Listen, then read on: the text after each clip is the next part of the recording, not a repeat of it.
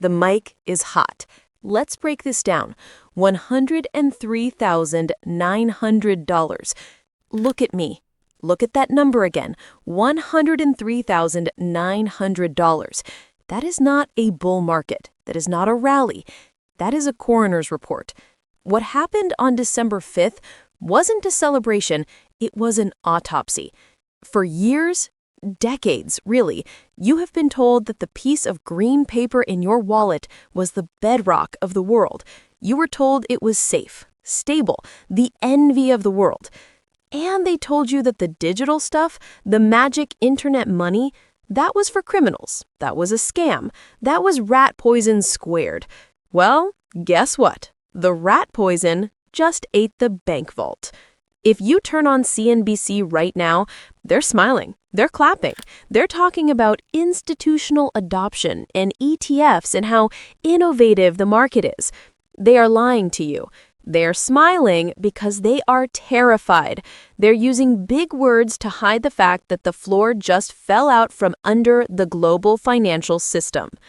When an asset that the entire establishment spent 10 years trying to kill suddenly jumps $200 billion in market cap overnight, that's not growth. That is capital flight. That is the sound of the smartest money in the room sprinting for the exit because they smell smoke in the theater.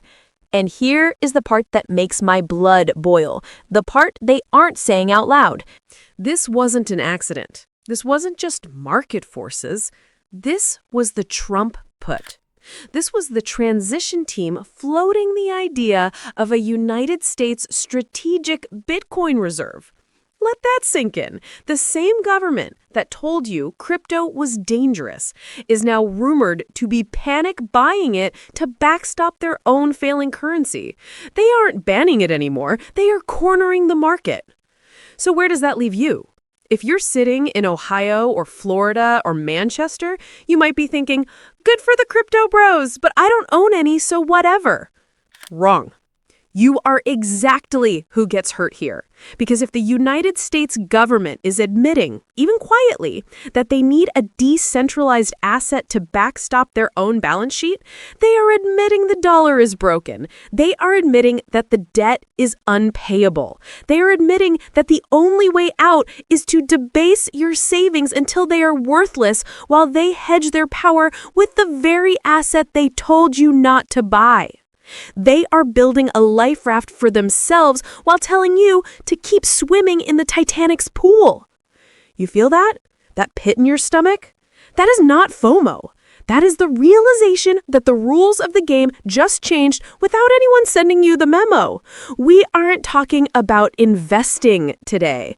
We are talking about the end of the financial world as you knew it. And I'm going to show you exactly who pulled the trigger. Are you ready to see the body? Let's go. To understand why a six-figure Bitcoin price tag is actually terrifying, and I mean bone-chilling, not exciting, we have to rewind the tape. We need to go back to a time before money printer go burr was a meme. Remember the old deal. It was boring. You went to work, you got a paycheck, you put some of it in a savings account that actually paid you interest. Remember that? 5%, 6%? And you bought a house that cost, 3 times your annual salary. That was the social contract. You work, we protect the value of your labor. That contract didn't die this week. It didn't die on December 5th when Bitcoin smashed the 100K ceiling. That contract was murdered in 2008, and then they desecrated the body in 2020. We all saw it happen.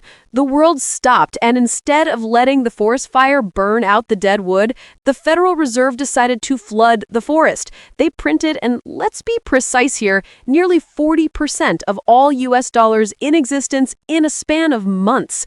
They handed out stimmy checks to keep you quiet while they handed trillions to the banks to keep them solvent. And they told you, it's transitory. It's just a supply chain issue. It's Putin's price hike. Stop it. Just stop. Here is the catalyst. The moment the music actually stopped wasn't when Bitcoin hit 100K. It was when the market realized the US government has no intention None, zero, zip of ever paying back the national debt. We are $36 trillion in the hole. The interest payments alone, just the interest, cost more than our entire defense budget. Think about that. We spend more paying off yesterday's credit card bill than we do on the Army, Navy, and Air Force combined. Now, I know what you're screaming at the screen right now. I can hear the comment section already. But Bitcoin is volatile. It's a bubble. It crashed in 2022. It's going to crash again. Okay, let's play that game. You say Bitcoin is volatile? Compared to what? The dollar? Let's look at the stable US dollar. Since 2020, that stable dollar has lost 25% of its purchasing power, officially. And we all know the official CPI numbers are cooked. You go to the grocery store, you look at a carton of eggs, you look at your car insurance premium, you look at rent. Has that gone up 3%? No, it's gone up 40%, 50%. Bitcoin going from 20K to 100K isn't a bubble. It is the fire alarm going off. It is the only asset in the room screaming, "The building is burning," while the dollar sits on the couch saying, "This is fine." So why now? Why December? Because the rumors started swirling. The Trump put, the strategic reserve. For years, the government's stance was, ignore Bitcoin, it's rat poison. Suddenly, you have Senator Cynthia Lummis and the transition team floating a bill to sell off the Federal Reserve's gold, to buy 1 million Bitcoin. Do you understand how insane that is? That is the United States government admitting our paper is worthless. We need to swap it for the hardest asset on earth before other countries figure it out. They aren't banning it anymore. They are realizing they are underallocated. It's like the Titanic captain suddenly trying to buy a lifeboat seat from a passenger. But here is the trap. Here is the false hope they're going to feed you next. You're going to hear the pundits say, well, if the U.S. buys Bitcoin, that's good for the dollar. It strengthens our balance sheet. It's a soft landing. They want you to believe that they can simply add Bitcoin to the vault and everything goes back to normal. The prices come down, the housing market unfreezes, the debt goes away. They want you to think this is a fix. It's not a fix. It is a capitulation. And in the next part, I'm going to show you exactly why this solution is actually a mathematical impossibility that is going to break the banking system in half. You think 100K is the top? We haven't even started the squeeze. All right, pull up a chair, put the phone down. You need to focus because I'm about to explain exactly how this machine breaks. I want you to imagine the United States economy as a guy named Sam who lives in your neighborhood. For 40 years, Sam has been the richest guy on the block. He drives the nice car, he throws the best parties, and he tells everyone else how to mow their lawns. But here's the secret. Sam hasn't actually paid for any of it. Sam has 40 credit cards, and every month when the bill for card A comes due, he uses card B to pay it off. When card B is due, he uses card C. It works great. Until he runs out of cards. Sam is currently staring at a bill for $36 trillion. And the bank just called and said, no more cards, Sam. In a normal world, Sam would have to sell his house, sell his car, and get a second job. He would have to suffer. But Sam is the United States government. So Sam has a different idea. Sam decides he's going to go into the basement and print his own money to pay the bill. But he knows that if the neighbors see him printing fake money, they won't accept it anymore. They'll stop mowing his lawn. They'll stop bringing him food. So Sam comes up with a genius plan. He decides he's going to print the money, but before anyone notices it's worthless, he's going to use it to buy the one thing the neighbors do trust. He's going to buy all the gold, or in this case, the digital gold. This is the strategic Bitcoin reserve. It sounds smart, right? It sounds like a boss move. We'll just back the dollar with Bitcoin. But here's the catch. The catch-22 from hell. The moment Sam announces, I am buying Bitcoin because my credit cards are maxed out, he is admitting to the entire neighborhood that his credit cards are trash. By trying to save the dollar, he kills the trust in the dollar. You following me? It creates a feedback loop, a doom loop. Here is the mechanics of what just happened to the price. When the rumor leaked that the US government wants to buy 1 million Bitcoin, that's 5% of the total supply, by the way, every hedge fund, every bank, and every foreign government did the math instantly. They realized, wait, there are only 21 million Bitcoin, 4 million are lost forever, 1 million are in Satoshi's wallet, the ETFs have sucked up another million. The liquidity is dry, it's a desert out there. So when the US government enters the chat and says, I want to buy, there is nobody selling. This is what we call a supply shock. Imagine you go to the supermarket to buy bread, but the president has just announced he's buying all the bread in the country tomorrow. What happens to the price of a loaf of bread? Today, does it go up 10%? No, it goes to $1,000 a loaf. It goes to whatever price makes you let it go. This is why we hit $103,900. It wasn't buying pressure, it was a vacuum. It was the shorts, the banks who bet against Bitcoin, realizing there was no bread left. They tried to buy back their positions to close them out, and the order book was empty. They had to pay any price. They were suffocating, and the only oxygen was priced at $100K. I know, it sounds crazy. I wish I was making this up. I wish I could tell you this is just crypto hype. But it's simply supply and demand on a planetary scale. And this is where the geo-visceral part kicks in. This is where it gets violent. Because Sam isn't the only guy in the neighborhood. You have China, you have Russia, you have Saudi Arabia. Do you think Xi Jinping is going to sit there and watch the US corner the market on the future of money?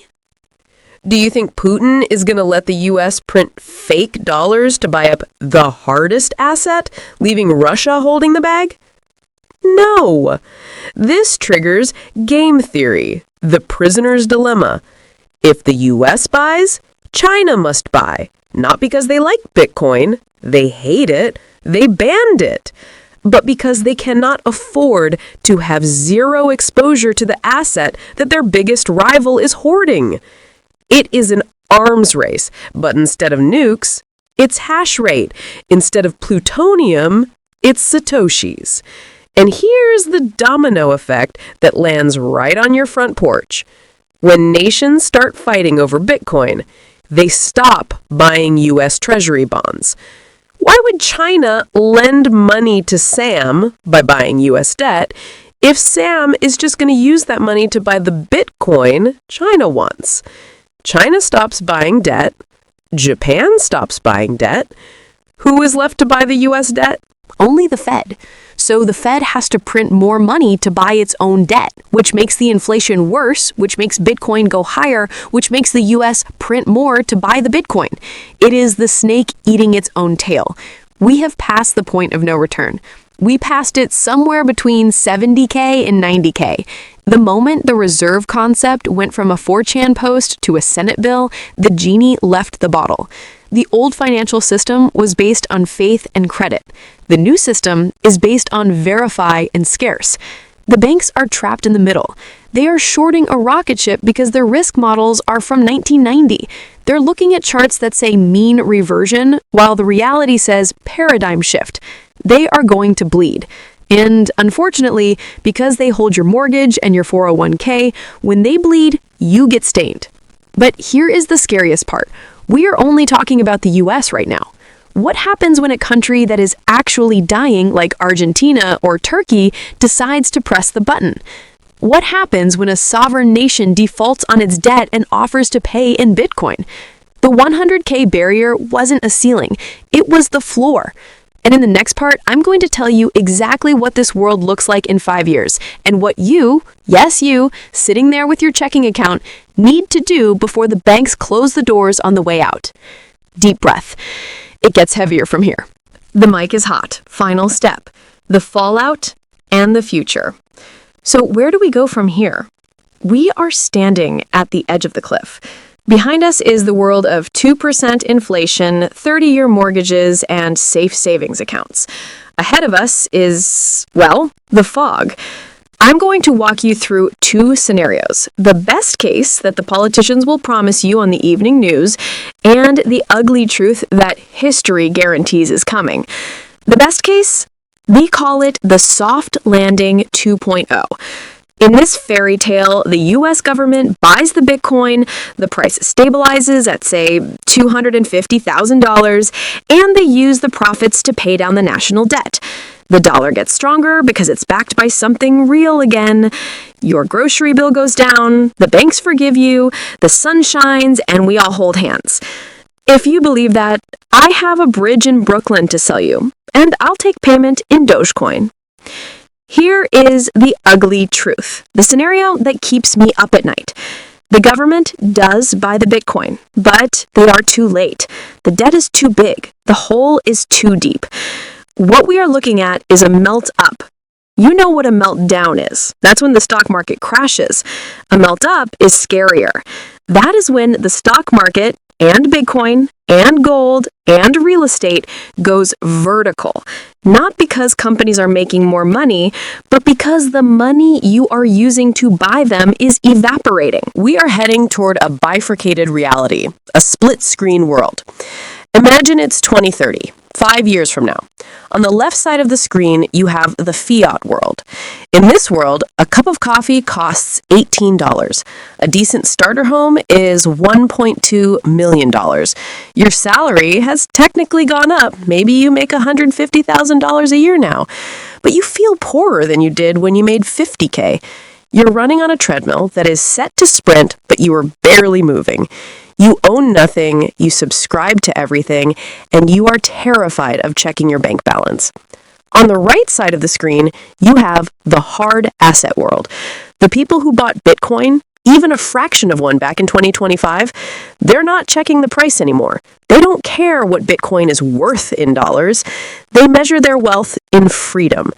They are the ones buying the houses. They are the ones starting businesses because they have a savings account that actually saves purchasing power.